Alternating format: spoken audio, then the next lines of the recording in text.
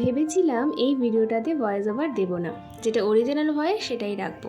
দেখো এখানে আমি এখন কথা বলছি, আমি যখন ভিডিওটা এডিট করতে বসি তখন দেখছি অনেক বাইরের আওয়াজ আসছে, আর সেটা শুনতে একদমই ভালো লাগছে না, তাই এই ভয়েস ওভারটা দেওয়া। আমি আজকে যাচ্ছিলাম একটু বাইরে, তো ভাবলাম যেটা সাজছি সেটাই তোমাদের সাথে একটু শেয়ার করে দিই। আমি এখানে ভালো করে মুখটাকে ক্লিন করে দেন আমি টোনার লাগিয়েছি, তারপরে লাগিয়েছি ময়শ্চারাইজার অ্যান্ড দেন সানস্ক্রিন তো ভরে ভরে লাগিয়েছি। তারপরে খুবই লাইট ওয়েটের একটা ফাউন্ডেশন বা বিবি ক্রিম বলতে পারো, সেটা একদমই স্কিন ফিনিশ এবং পুরো স্কিনের সাথে লেগে থাকে, সেটা লাগিয়েছি। তারপরে একটু টিন্ট অ্যান্ড পুরোটাকে সেট করেছি আমি একটা পাউডার দিয়ে।